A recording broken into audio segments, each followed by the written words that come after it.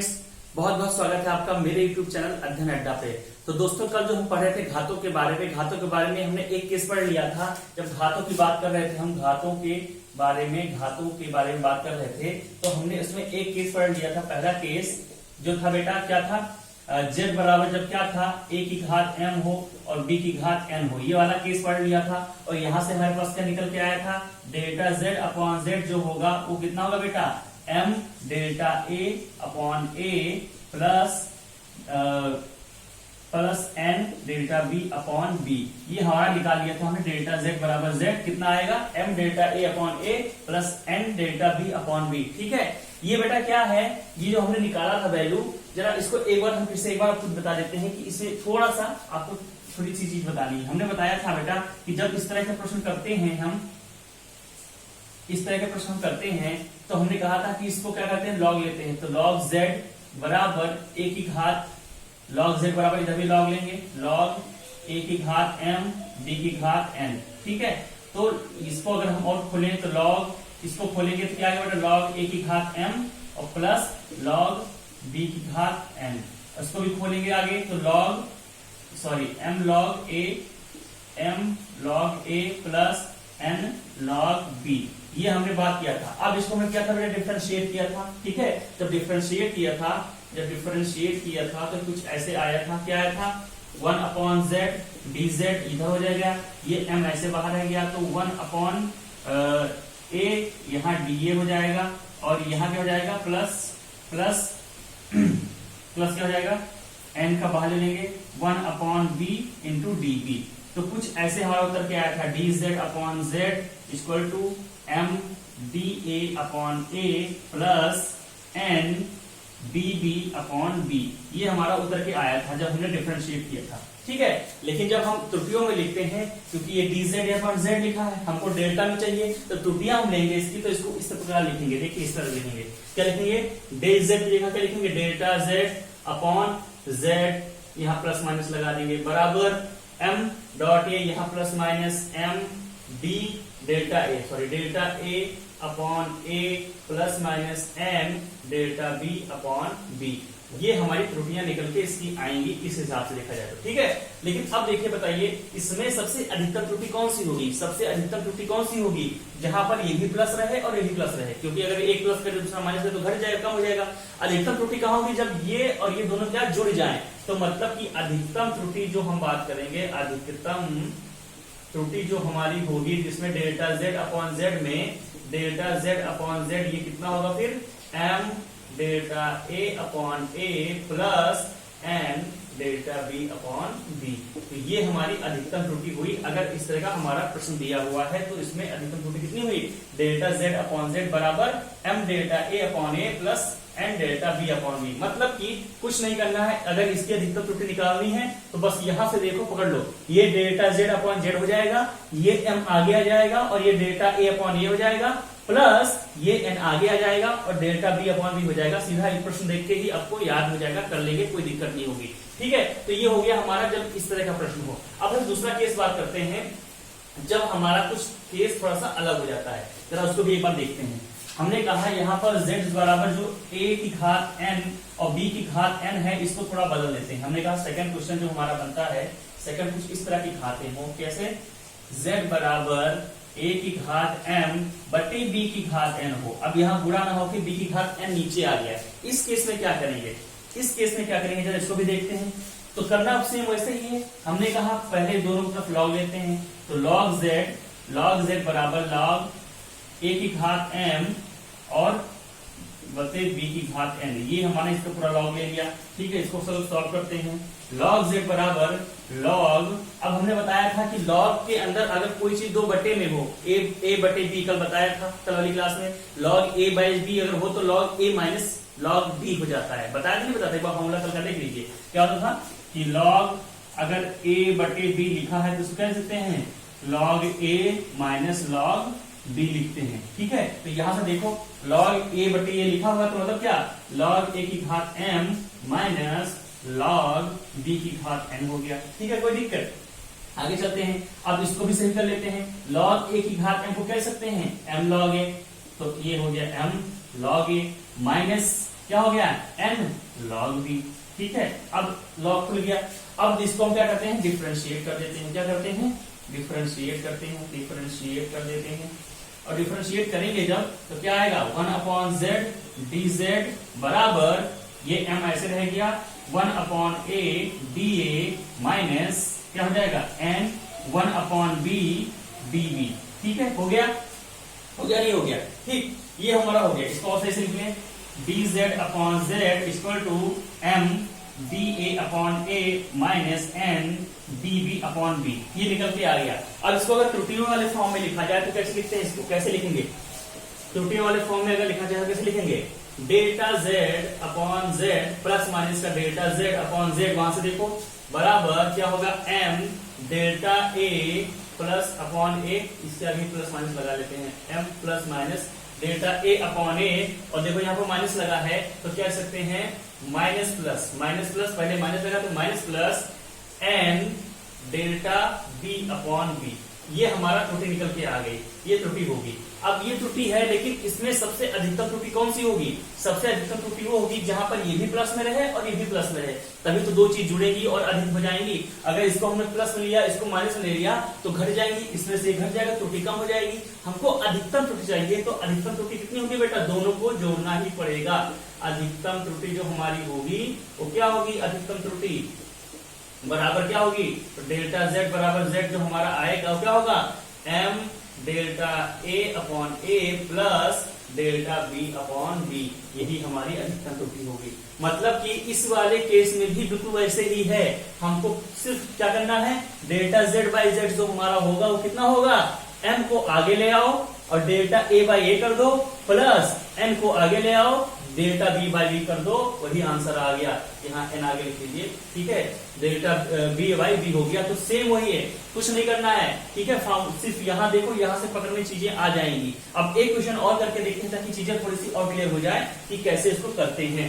अधिकतम त्रुटि जब निकालना हो तो क्या, बस इसकी घातों को आगे ले आओ और डेल्टा a बाई जो भी है कर दो, प्लस दूसरा वाला कर दो, काम खत्म।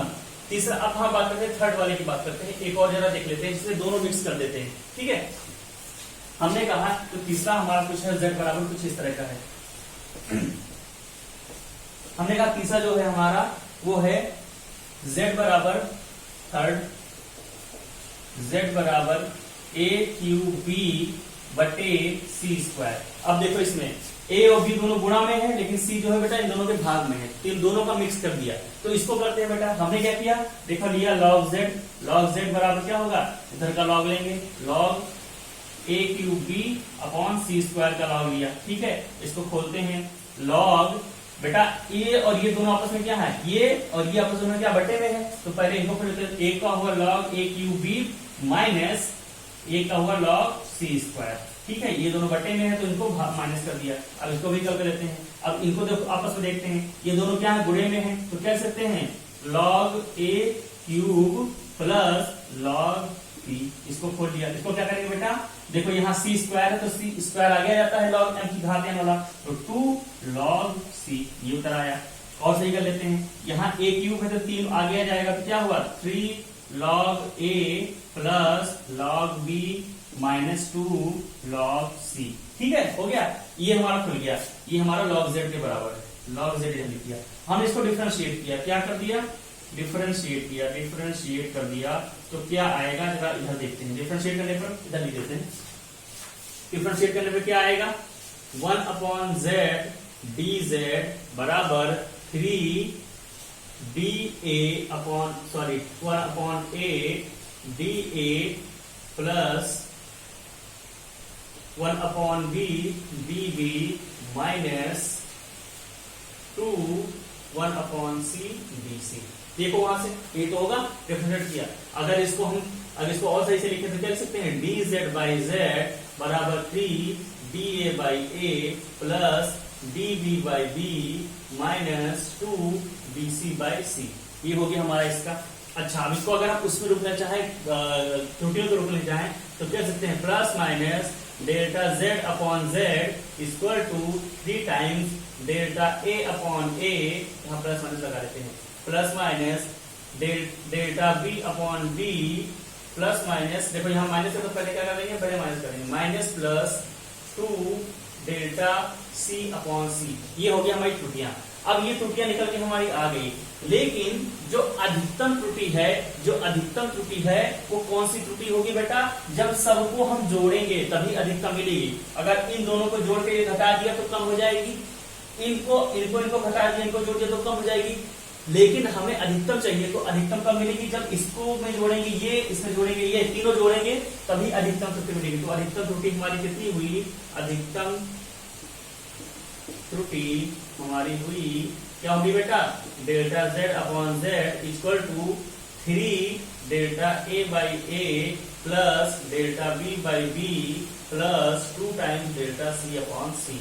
ये बिल्कुल याद रख लीजिए कि कुछ नहीं करना है हमको, बस यहाँ हमको डेल्टा z बाई z का निकालना है। तो 3 को आगे ले आओ, 3 डेल्टा a बाई a प्लस delta b by b plus 2 आगे ले आओ, delta c by c। Answer हमारा निकल के सीधा आ जाएगा। वहां देख के सीधा आप यहाँ कर सकते हैं कैसे होगा। तो ये तरीका है इसको निकालने का।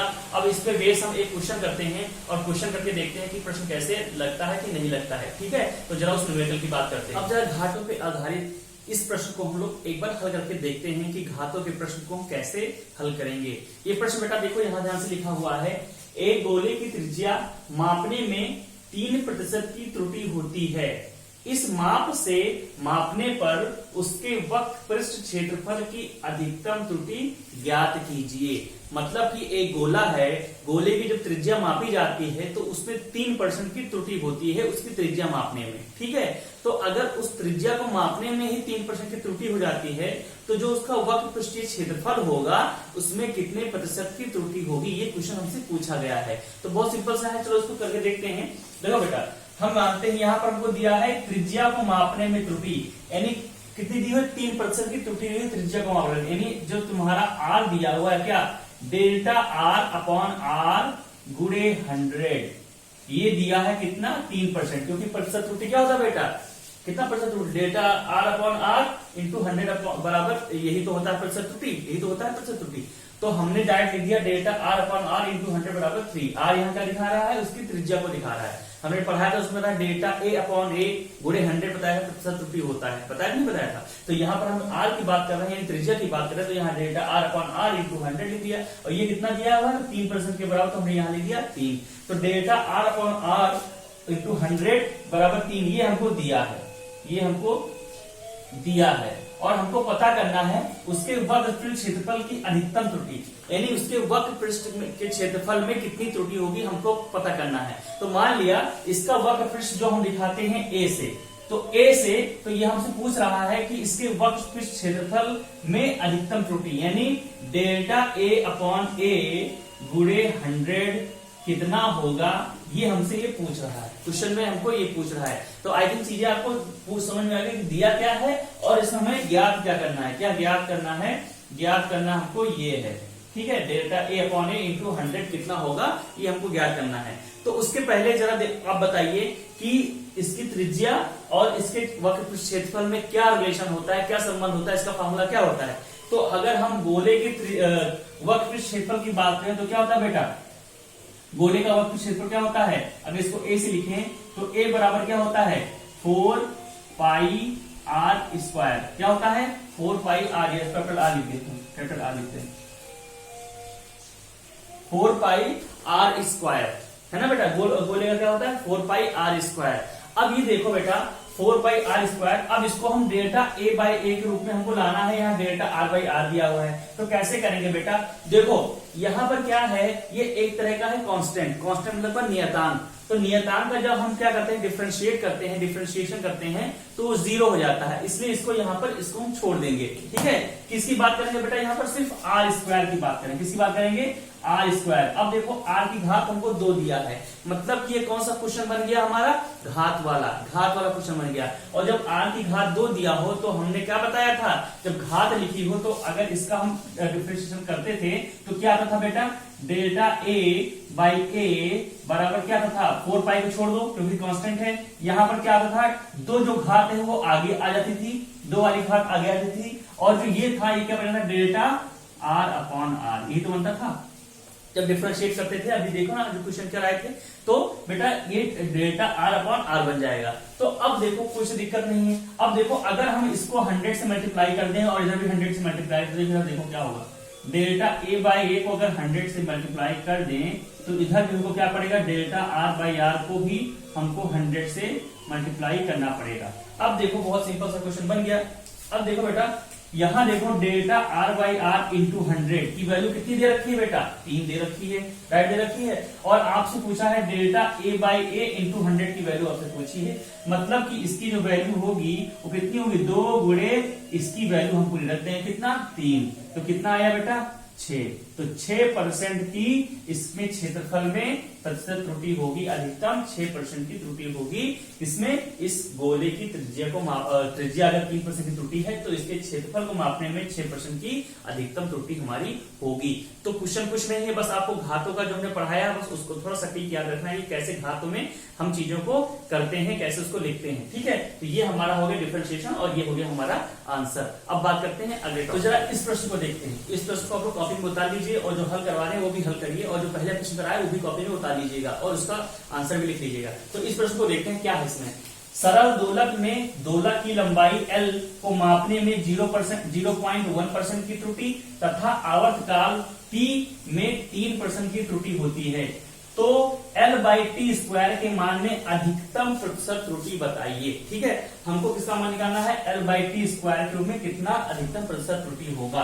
तो बेटा देखो क्या दिया है, यहाँ पर हमको दिया है किसमें, L में दिया हुआ है और किसमें दिया हुआ है, T में दिया है। यानी हमको क्या हुआ है, डेल्टा L/L गुणे 100, ये कितना दिया हुआ है, 3 दिया हुआ है। 3 जब परसेंट आए तो आगे 100 लगा देते हैं, ध्यान रखिएगा। ठीक है, डेल्टा L/L इंटू 100 बराबर 3 दिया हुआ है, सॉरी 0.1 दिया हुआ, 0.1 दिया हुआ है। दूसरा क्या दिया हुआ है, डेल्टा T/T इंटू 100, ये कितना दिया हुआ है, 3 दिया हुआ है, ये हमको दिया हुआ है। और आपसे पूछ रहा है कि L/T² के मान में कितनी अधिकतम प्रतिशत त्रुटि होगी। तो हम जानते हैं कि L/T² का अगर हमको प्रतिशत त्रुटि निकालना हो अधिकतम, तो कितना होगा, क्या होता है, डायरेक्ट लिख दें बेटा, क्या होगा, डेल्टा L/L अधिकतम प्रतिशत त्रुटि कितनी होगी इसमें, कि अधिकतम L/T²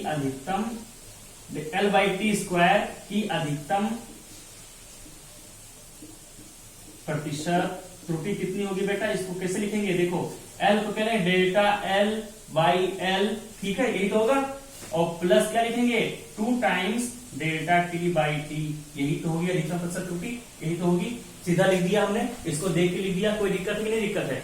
ठीक है, तो delta L/L plus 2 times delta T/T। अब हमको क्या कर दे बेटा, सब दोनों को 100 से गुणा कर दे। ठीक है, तो डेल्टा L/L गुणे 100 प्लस 2 गुणे डेल्टा T/T इंटू 100 कर दे, तो ये प्रतिशत में रहेगा और प्रतिशत में रहेगा, तो त्रुटि हमारी मिल जाएगी। तो अब देखो डेल्टा L/L 100 का कितना मान है, 0.1 प्लस 2 गुणे डेल्टा T/T 100 का कितना मान है, 3। आंसर निकाल लो, कितना आया बेटा, 6 और 0.1 6.1 की प्रतिशत की त्रुटि होगी। L/T² में कितनी होगी बेटा, 6.1% की त्रुटि हमारी होगी इसमें L/T² में। तो सिंपल सा क्वेश्चन है, अब कोई दिक्कत नहीं। क्वेश्चन आई थिंक आप लोग को समझ में आएंगे, जब आप करेंगे अपने आप क्वेश्चन लगने लगेंगे। तो अब देखते हैं नेक्स्ट टॉपिक को। तो दोस्तों त्रुटि हमारी खत्म हो चुका है। अब हम देखते हैं अगला टॉपिक जो है हमारा क्या है बेटा, वो सार्थक अंक। सार्थक अंक, नाम से ही है सार्थक अंक, ऐसे अंक जिनका कुछ अर्थ हो, जो अर्थ सहित हो। ठीक है बेटा, ऐसे नहीं जो निरर्थक अंक हो, उनकी कोई जरूरत नहीं। तो सार्थक अंक वो अंक होते हैं बेटा, इनकी परिभाषा एक बार देखते हैं, जितने अंकों से किसी राशि के मान को पूर्णतया व्यक्त किया जा सकता है, उनकी संख्या सार्थक अंकों की संख्या कहलाती है। क्या होता है बेटा, उतने अंक जो किसी राशि के मान को पूर्णतया व्यक्त कर दें, अलग से नहीं, उतने ही अंक हों जितने उसको पूरा व्यक्त कर दें, उन अंकों को क्या कहते हैं, सार्थक अंक। एक एग्जांपल लेते हैं, हमने कहा अगर हमको लिखना है 3.5, क्या लिखना है हमने लिखना है 3.5 या 3.51 लिखना है, 3.51 लिखना है। अब 3.51 लिखना है तो क्या हमको 3 अंक चाहिए, 1 2 3 अंक ही चाहिए। इन 3 अंकों को अगर हम लिख दें तो हम जान जाएंगे कि हमको क्या लिखना है, 3.51। अगर हम इसके आगे कह दें भैया कि इसके आगे हम एक 0 लिख दें, 0 लिख दें, तो क्या इस 0 की वैल्यू है, इस 0 की वैल्यू है, हम 2 0 लिख दें, इस 0 की वैल्यू है, ये फर्जी में तो लिखा है, इसका कुछ महत्व है। ये है 3.51, आगे कितना भी जीरो लिख लें तो ये हमारे निरर्थक हैं, इनकी कोई वैल्यू नहीं है। तो वह अंक, उतने अंक जो किसी संख्या को उसके मान को पूर्णतः बता दें या व्यक्त कर दें, उन्हें कहते हैं सार्थक अंक। तो अगर इसके आगे 2 जीरो बढ़ा भी दें तो क्या कहेंगे, सार्थक अंक कितने मानेंगे, इतने ही सार्थक अंक माने जाएंगे, यानी जो इसके अर्थ को पूर्ण कर दे रहे हैं, इसकी जरूरत नहीं है।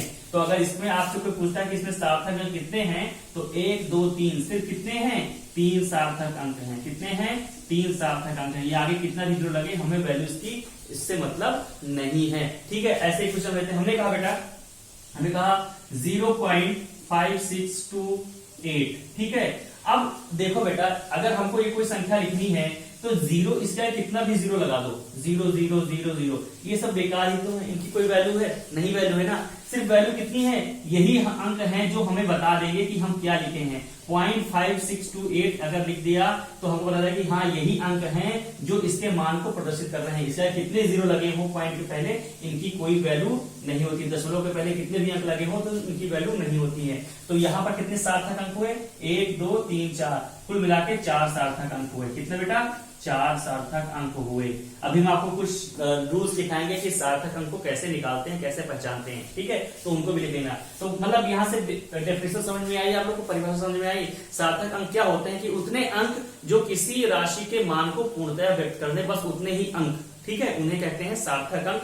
एक्स्ट्रा जो अंक होंगे उनको सार्थक अंक नहीं कहेंगे, क्योंकि वो सिर्फ लगे हुए हैं, उसके अर्थ को तो पहले ही पूरा कर चुके हैं जो अंक है वहां पे, ठीक है, उनकी वैल्यू नहीं है। तो सार्थक अंक ये होता है। आई थिंक आप लोगों को चीजें थोड़े क्लियर हो रही होंगी। अब उसके कुछ सार्थक अंक को पहचानने के कुछ नियम हम आपको लिखवाते हैं, वो लिख लीजिए कॉपी में, और वहां से आप पकड़ सकते हैं कि सार्थक अंक को कैसे गिनेंगे और कैसे पता करेंगे कि इसमें इस संख्या में कितने सार्थक अंक हैं। तो उसकी बात करते हैं। तो अब हम सार्थक अंकों को कैसे निकालते हैं उसके कुछ नियम को पढ़ लेते हैं, नियम को देख लेते हैं, जिससे आपको आसानी होगी सार्थक अंक को निकालने में और पता करने में। तो जो पहला नियम बेटा क्या है कि सभी अशून्य अंक सार्थक अंक होते हैं। अशून्य मतलब क्या, जीरो को छोड़ के बाकी सारे अंक जो होते हैं बेटा क्या होते हैं, सार्थक अंक होते हैं, ठीक है। और शून्य भी कभी सार्थक होगा, कभी असार्थक, कभी सार्थक हो, कभी सार्थक नहीं होगा। वो आगे हम बताएंगे कि कैसे होगा। लेकिन शून्य को छोड़कर जितने भी अंक होते हैं वो हमेशा सार्थक होते हैं। फॉर एग्जाम्पल, अगर आपसे कोई कहता है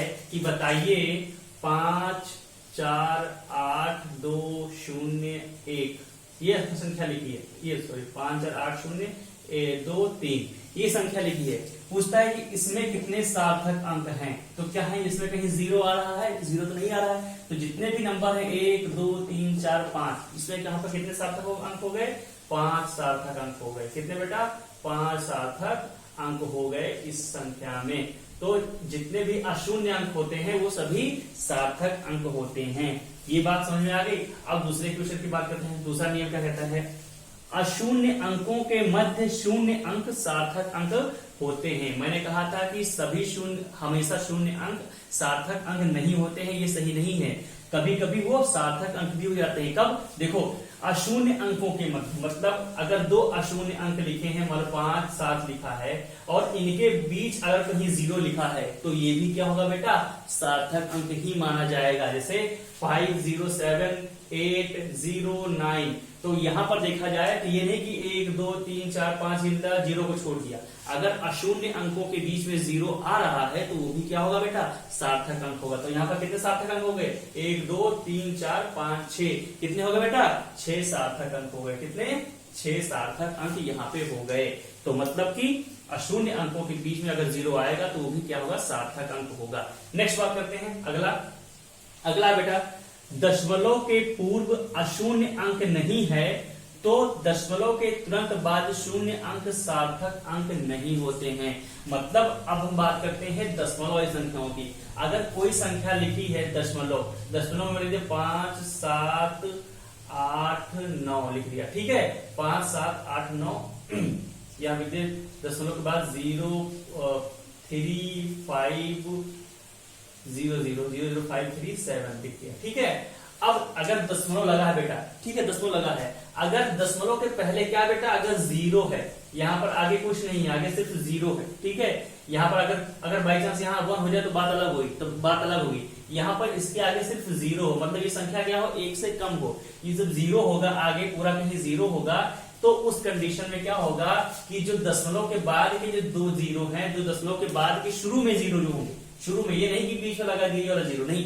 दशमलव के बाद के जो 0 होंगे, यहाँ पर कितने 0 है, 2 0 है दशमलव के बाद, इनको हम क्या कहते हैं, ये सार्थक अंक नहीं होते हैं। क्या होते हैं, सार्थक अंक नहीं होते हैं। कब, अगर दशमलव के पहले 0 है, दशमलव के पहले हमें सब जगह 0 है, कहीं यानी कि 1 हो जाए, दशमलव पहले अगर 0 है, मतलब ये संख्या अगर 1 से कम है, उस कंडीशन में दशमलव के तुरंत बाद जो 0 होंगे, दशमलव के तुरंत बाद जो 0 होंगे, वो सार्थक अंक नहीं होते हैं। तो यहाँ पर सार्थक अंक की संख्या कितनी हुई, इनको मानेंगे नहीं, तो ये 1 2 3 कितने सार्थक अंक हुए, 3। कितने हुए सार्थक अंक, 3 हो गए। ठीक है, ये हमारा हो गया तीसरा। अब चौथे की बात करते हैं। चौथा क्या लिखा है कि दशमलव के पूर्व अशून्य अंक है, तो दशमलव के तुरंत बाद शून्य अंक सार्थक अंक होंगे, मतलब उसी का उल्टा। अगर हमने लिखा था यहाँ पर 0.0037 ये लिखा है, लेकिन दशमलव के पूर्व पहले अगर हमने यहाँ पर कोई नंबर लिख दिया, फॉर एग्जाम्पल हमने दिया 5, लिख दिया 5, यहाँ पर अगर 0 नहीं है तो 5.0037 जैसे लिखेंगे, यहाँ अगर 5 आ गया,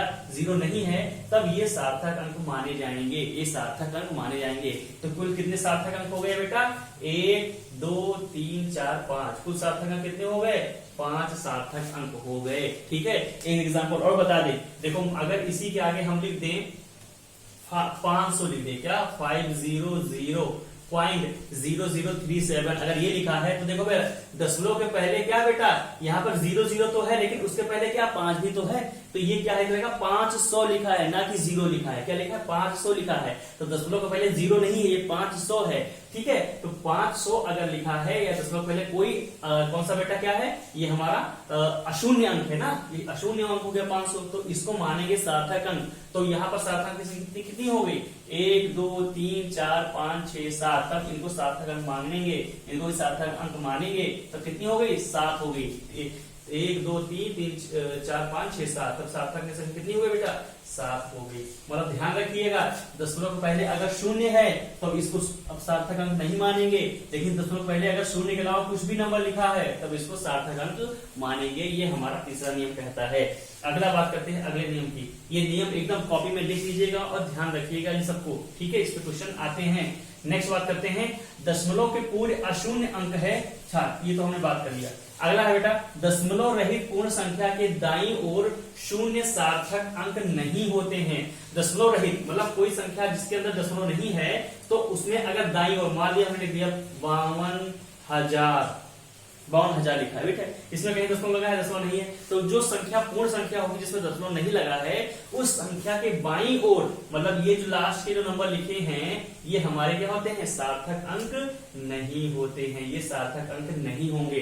तो यहाँ पर सार्थक अंक कितने हो गए, सिर्फ 2 होंगे, यानी 52,000 अगर लिखा है तो सार्थक अंक कितने आएंगे, सिर्फ 2 माने जाएंगे, या लास्ट के 0 नहीं होंगे। कब जब इनमें कहीं दशमलव न लगा हो, तब की बात कर रहे हैं। लेकिन अगर हम इसी संख्या को ऐसे लिख दें 500200 लिख दें, तो बेटा क्या होगा, तब इसमें लास्ट के जो अंक हैं, अंतिम के हैं, इनको सार्थक अंक नहीं मानेंगे, लेकिन जो ये वाला है, ये वाला इस बीच वाला 0, इसको तो सार्थक अंक मानेंगे, क्योंकि हमारा दूसरा क्या कह रहा है, अशून्य अंकों के मध्य शून्य सार्थक अंक होते हैं, मतलब 2 अशून्य के बीच में शून्य क्या होता है, सार्थक अंक होता है। तो यहाँ पर सार्थक अंक कितना होगी, 1 2 3 4, इसमें हो गया बेटा कितना, 4 हो गया। सब ध्यान रखिएगा, एकदम कितना हो गया, 4 सार्थक अंक हो गए।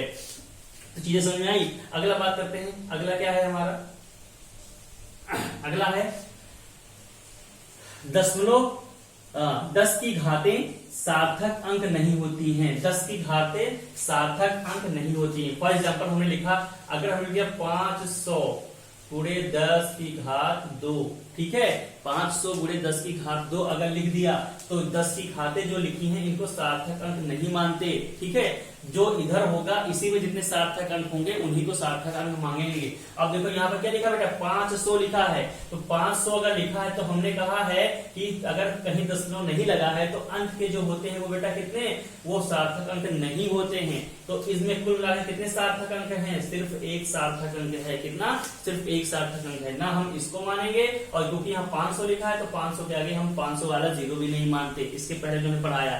ठीक है, एक क्वेश्चन और करते हैं। अगर बेटा ये लिखा है हमारा, अगर हमारा लिखा है 303 गुणे 10 की घात 5 लिखा है ये, ठीक है, 303 में 10 की घात 5, तो हम इन 10 की घातों को सार्थक अंक नहीं मानेंगे, सिर्फ जो यहाँ लिखा है इन्हीं को सार्थक अंक मानेंगे। कितना है 3.03, यानी कि कितने सार्थक अंक हो गए, 3 सार्थक अंक हो गए। ठीक है, अगर हमें पॉइंट मिलने संख्या हमने कहा लिखा है 0.9908 गुणे 10 की घात 3 लिखा है, 10 की घात 3 लिखा है। अब इसमें देखो बेटा, इसमें इसको सार्थक अंक तो मानेंगे नहीं, और इसमें देखो 0 पॉइंट लिखा है तो 0 पॉइंट के बाद 3 सार्थक अंक है 908, तो कितने सार्थक अंक हो गए, ये हो गए हमारे 3 सार्थक अंक हो गए। अगर हमने यहाँ पर लिख दिया होता 0.008 लिख दिया होता तो देखो दशमलव के बाद यहाँ पर तुरंत बाद 2 जीरो आ गए, तो मतलब ये सार्थक अंक हमारा ये भी नहीं है, ये 2 जीरो ये भी सार्थक अंक हमारे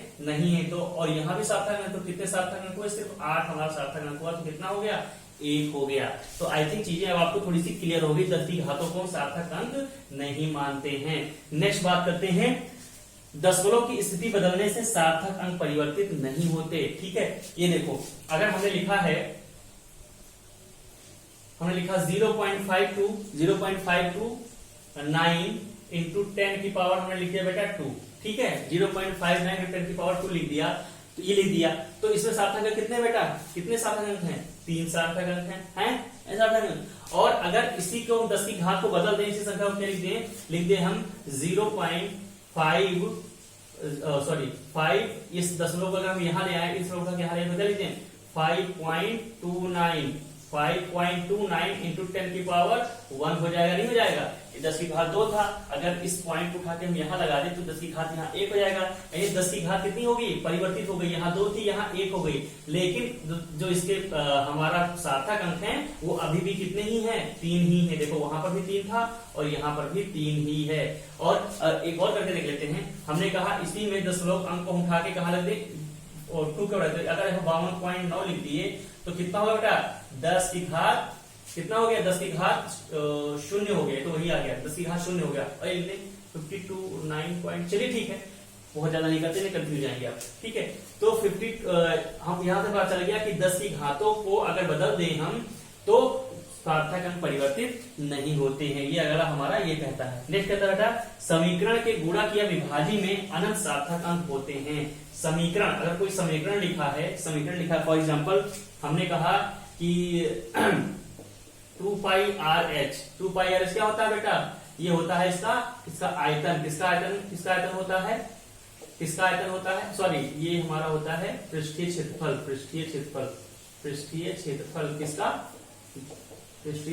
किसका बेलन का, किसका होता है बेलन का पृष्ठीय क्षेत्रफल क्या होता है 2πRh। तो क्या है, एक समीकरण ही तो है, क्या है, एक समीकरण ही तो है। तो समीकरण के जो हमारे सार्थक अंक होते हैं, तो सार्थक अंक किसका होगा बेटा, देखो 2, ठीक है, यहाँ 2 है और आगे भी तो और भी है, तो सार्थक अंक हम एग्जैक्ट नहीं बता सकते, तो इसलिए हम कहते हैं कि अनंत सार्थक अंक होते हैं। कितने, इसके अनंत सार्थक, जब कभी समीकरण का सार्थक अंक पूछ ले तो क्या होगा, अनंत होगा।